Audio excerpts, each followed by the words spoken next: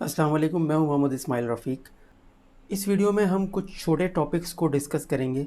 वो छोटे-मोटे टॉपिक्स हैं लेकिन अहम हैं, इस वजह से मैं कुछ मल्टीपल टॉपिक्स हैं जो कि इस वीडियो में मैं कवर करना चाहता हूं और इसके बाद हम अपनी डायनामिक एक्शन की सीरीज़ स्टार्ट करेंगे। अच्छा तो देखें, यहाँ पर ये हमारा शेयर्ड कंपोनेंट है जो कि हर एप्लीकेशन में अवेलेबल होता है, ठीक है?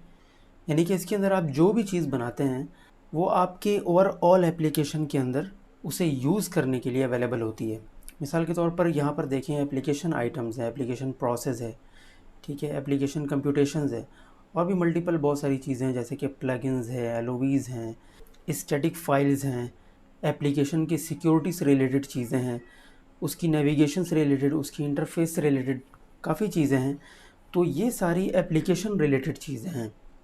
आज तक जो हम बनाते आ रहे थे, वो हम पेज की डेवलपमेंट के बारे में बात कर रहे थे।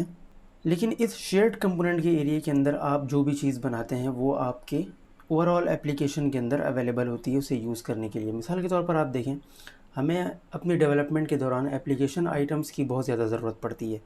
तो आप यहाँ पर जो भी आइटम क्रिएट करेंगे, वो एज़ अ ग्लोबल वेरिएबल काम कर रहे होते हैं। यानी कि आप यहाँ पर ऐसे आइटम बना सकते हैं जो कि आपको तमाम एप्लीकेशन के अंदर आपकी ज़रूरत हो। मिसाल के तौर पर मैं यहाँ पर एक आइटम बनाता हूँ। पहले मैं आपको एक टेबल दिखाता हूँ। ये एक व्यू है जो कि एपेक्स खुद मैनेज करता है। तो इस व्यू में क्या होता है कि हम अपने वर्क स्पेस में जो भी यूज़र क्रिएट करते हैं, इस व्यू में उन तमाम यूज़र की इन्फॉर्मेशन होती है, ठीक है? तो मिसाल के तौर पर मैं ये चाहता हूँ कि जो मेरा यूज़र लॉगिन हुआ है, ये यूज़र जो भी है, वो एडमिन है या नहीं है। तो मैं इस इन्फॉर्मेशन को उठाकर अपने एक ग्लोबल वेरिएबल में रखना चाहता हूँ, ताकि तमाम एप्लीकेशन के अंदर मैं एप्लीकेशन में कहीं से भी मैं चेक कर सकूँ कि जो यूज़र मेरा लॉगिन है, वो एडमिन है या नहीं है। इसी तरीके से आप ईमेल भी किसी ग्लोबल आइटम में रख सकते हैं, ठीक है? फर्स्ट नेम, लास्ट नेम और जो भी इन्फॉर्मेशन आप ऐसी चाहते हैं कि जो आप अपने तमाम एप्लीकेशन के अंदर आपको उसकी ज़रूरत पड़ सकती है, तो उसके लिए आप एक ग्लोबल वेरिएबल या एप्लीकेशन आइटम बनाएं और उसे एप्लीकेशन में कहीं भी यूज़ करें। अब हम एक पेज आइटम क्रिएट कर लेते हैं और इसका नाम हम रखते हैं, मैं तो यूँ करता हूँ कि अगर कोई मेरा ग्लोबल आइटम है जो कि मैं एप्लीकेशन वाइज यूज़ करना चाहता हूँ, तो उससे पहले जी का प्रीफिक्स लगा देता हूँ, ताकि मुझे आसानी हो कि जो भी मेरे आइटम्स हैं, जो एप्लीकेशन आइटम्स हैं, वो जी से स्टार्ट होंगे, ठीक है? या जो भी कन्वेंशन आप यूज़ करना चाहते हैं, आप अपनी आसानी के लिए तो आप यूज़ कर सकते हैं।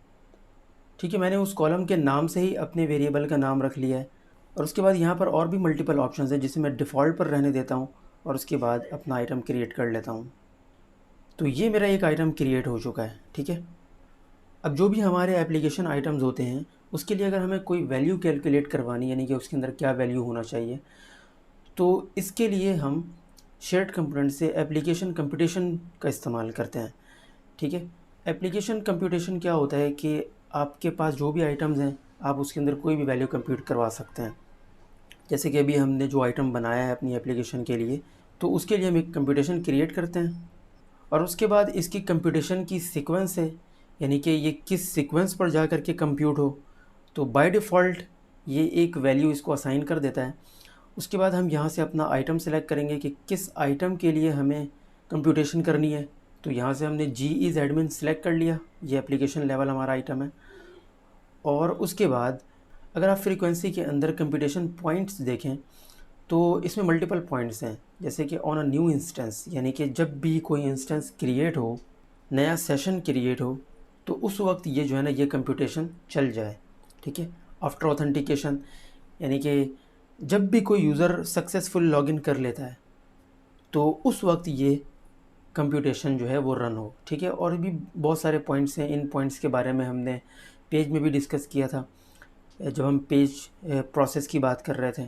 तो ये वही पॉइंट्स हैं, यानी कि बिफ़ोर हेडर अगर हम यहाँ पर लगा दें, तो बिफ़ोर हेडर क्या करेगा कि आपके एप्लीकेशन में जितने भी पेजेस हैं, तो आपका एंड यूज़र जब भी किसी पेज को रिक्वेस्ट करेगा, यानी कि हर पेज के बिफ़ोर हेडर में ये वाली कंप्यूटेशन जो है वो रन हो जाएगी, ठीक है? तो अभी हम यहाँ पर आफ्टर ऑथेंटिकेशन वाले पॉइंट को चूज़ करते हैं और उसके बाद हम कंप्यूटेशन टाइप बताएंगे कि किस टाइप की हमें कंप्यूटेशन करनी है। स्टैटिक वैल्यू असाइन कर सकते हैं और भी बहुत सारे ऑप्शन हैं, जैसे कि फंक्शन बॉडी के थ्रू आप कोई वैल्यू इसमें रखना चाहते हैं, कोई एक्सप्रेशन बनाकर कोई वैल्यू रखना चाहते हैं, आप वो रख सकते हैं। लेकिन हमारे केस में अभी जो है हम एसक्यूएल क्यूरी यूज़ करेंगे जो कि सिंगल वैल्यू रिटर्न करता है, ठीक है। और उसके बाद हम यहाँ पर वो क्यूरी लिख लेंगे जिससे हमें वैल्यू गेट करनी है। तो इस क्यूरी में देखिए मैंने ये जो हमारा इस एडमिन वाला कॉलम था उसको सेलेक्ट किया है और मैंने कंडीशन लगा दी है कि जो भी यूज़र इस वक्त लॉगिन हुआ है, अच्छा जो यूज़र लॉगिन होता है हमें वो यूज़र जो है ऐप यूज़र वाले वेरिएबल के अंदर मिल जाएगा। ये भी एक वेरिएबल है जो कि एपेक्स खुद मेंटेन करता है।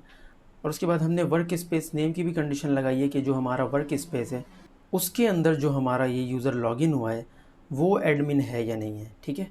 तो इस तरीके से हमें एसक्यूएल क्यूरी लिखनी है जो कि एक सिंगल वैल्यू रिटर्न करेगा और उसके बाद हम यहाँ से क्रिएट कंप्यूटेशन कर लेंगे।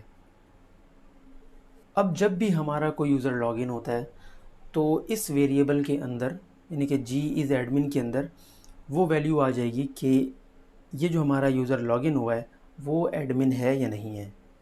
और इसी तरीके से आप अपनी रिक्वायरमेंट के हिसाब से जितने भी एप्लीकेशन आइटम बनाना चाहें वो आप बना सकते हैं। तो चलिए अब हम अपने एप्लीकेशन में लॉगिन करके देखते हैं कि इसकी वैल्यू क्या कैलकुलेट होती है।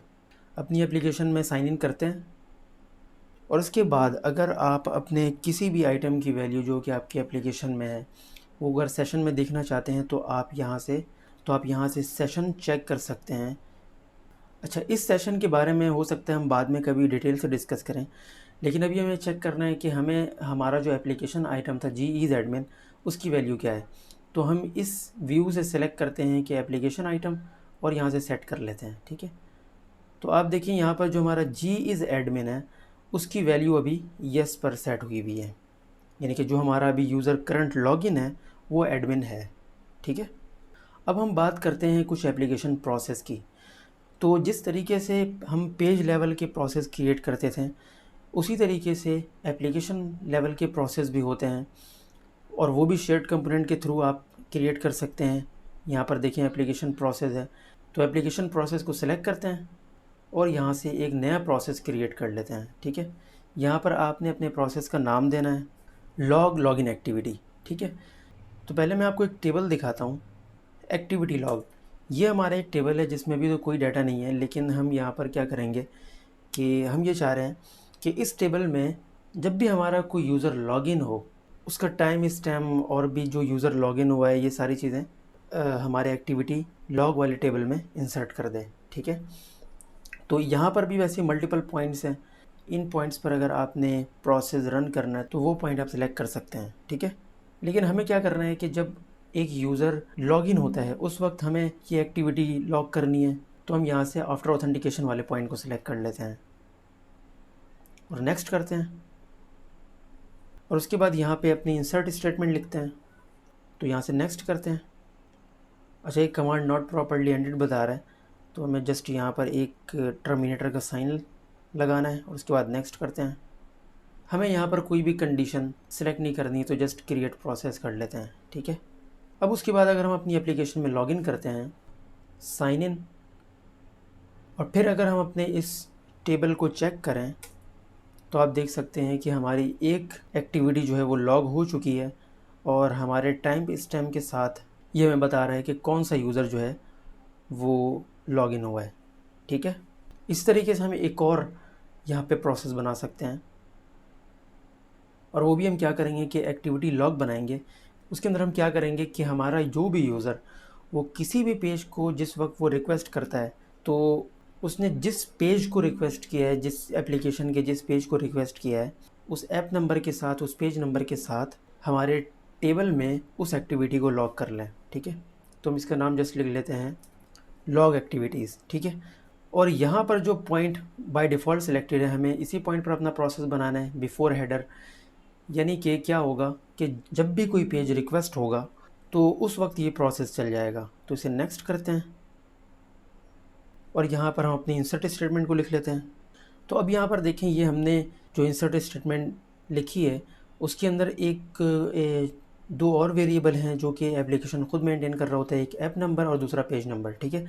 ये ऐप नंबर और पेज नंबर जो है ऐप नंबर और पेज नंबर वाले कॉलम में इंसर्ट कर देंगे, ठीक है।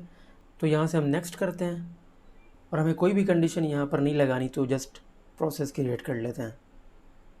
ठीक है, अब क्या होगा कि जब भी हम अपने एप्लीकेशन के अंदर किसी पेज को नेविगेट करते हैं, यानी कि हम आइटम पर आते हैं या फिर प्रोजेक्ट पर आते हैं, और इस प्रोजेक्ट के किसी एंट्री को अगर हम एडिट करते हैं या फिर जो भी हम किसी पेज को नेविगेट करें, तो आप यहाँ पर देखें कि इस तमाम एक्टिविटी के अगेंस्ट में हमारे पास एक लॉग मेंटेन हो रहा है।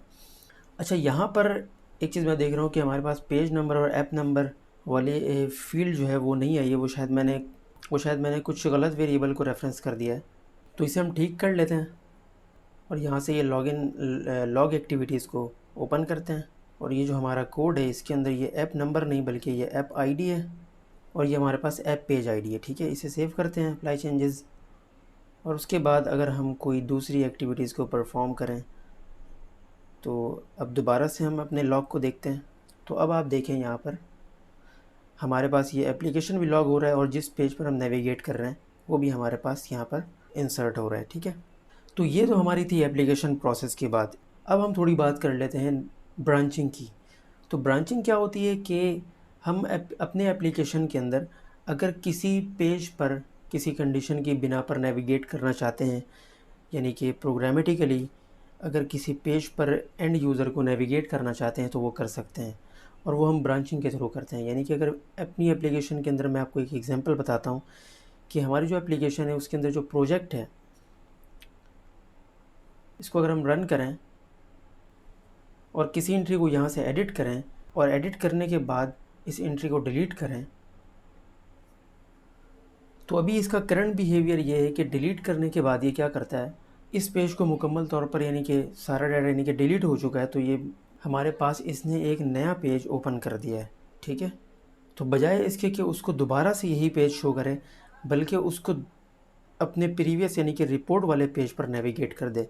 तो इसके लिए हमें क्या करना होगा कि हम यहाँ से अपने प्रोसेस वाले सेक्शन में आफ्टर प्रोसेसिंग के पॉइंट पर एक ब्रांच क्रिएट कर सकते हैं, यानी कि ये ब्रांच। ठीक है, यहाँ पर इसका नाम लिख लेते हैं।